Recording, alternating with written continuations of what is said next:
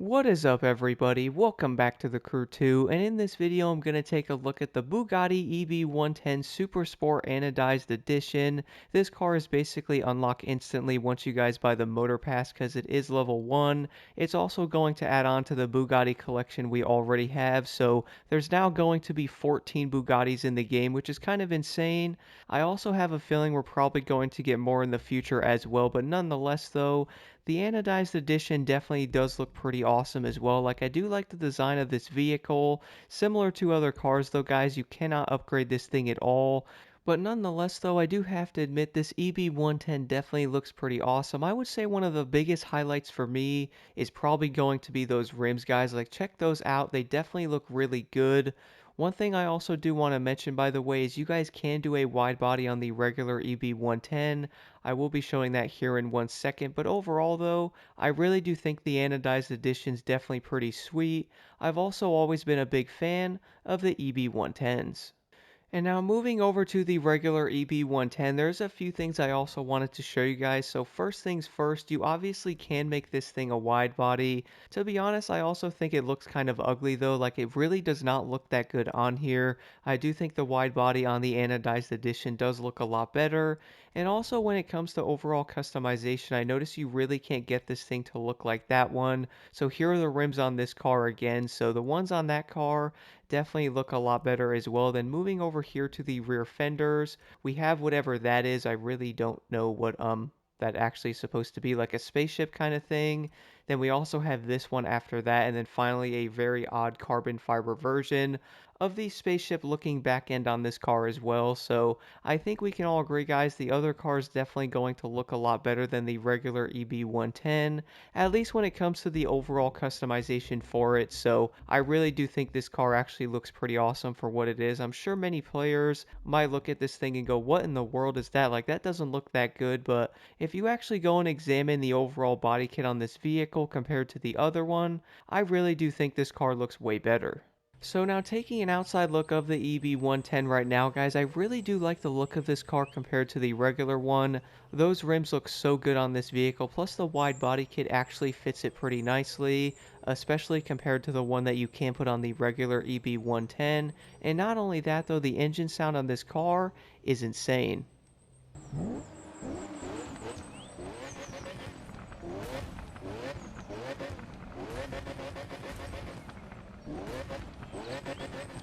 And now moving over to the interior view of the Anodized Edition, I really do like the look of this car a lot, guys. Like, it looks so good for being from the 90s, like how the dash is set up with the gauges on there, plus the clock actually works as well, even though it might not actually be accurate, plus the fuel gauge. Then you do have the shifter down there that's red, plus the interior view really does look absolutely insane in here.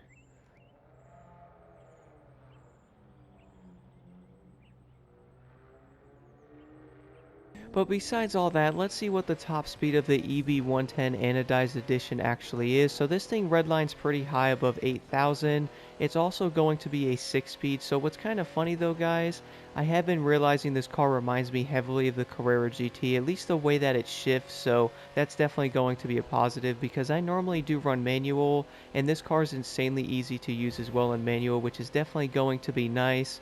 Don't get me wrong though, 8 speeds really aren't that big of an issue, but sometimes having a 6 speed makes it a little bit easier so you don't have to shift 94 times when you're racing. But let's get around this turn here and see what this car can get to. So hitting nitrous now, out of the 17 exhaust out of the back. So with Nitro Chemist we're hitting 308 miles per hour, so this thing's going to be faster than the Lamborghini Performante. Then again, that's probably not going to be shocking for many because it is a Bugatti, so if I had to guess, I would say many players were most likely expecting the EB110 to hit around 300 miles per hour because every single Bugatti in the game does over 300 miles an hour as well, so at least that's going to be a positive. But overall though, guys, let's go jump into a race right now and test out the Anodized Edition a little bit more.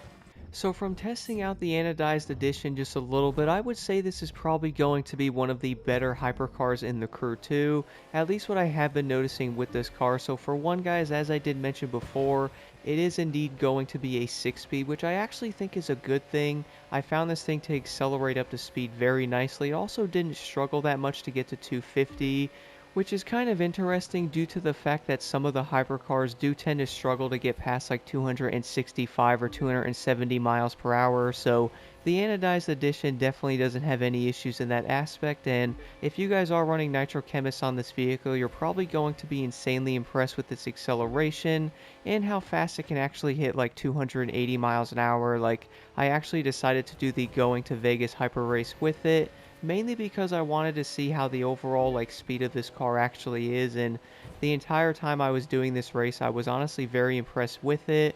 I would definitely pick this thing over the regular EB110 as well, which is kind of funny, and I do think we can all agree the Anodized definitely looks a lot better.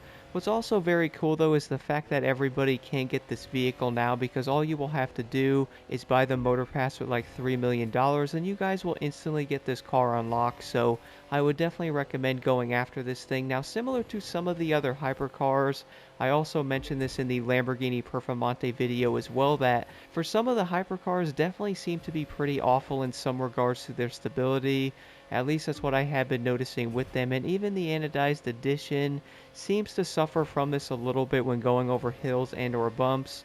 Now, one thing I did notice though, guys, if you might have been wondering how to try to like offset this, the biggest thing I noticed when you guys are going over like little hills or something like that, try not to turn the car all that much. I noticed that was one of the easiest ways for me not to make the car lose its mind, which I definitely think is going to be worth a shot considering many of the hypercars definitely struggle with this. Even the Anodized Edition to a certain extent is going to have some stability issues, but overall though, guys, I really do think the handling of this Bugatti is definitely going to be really good.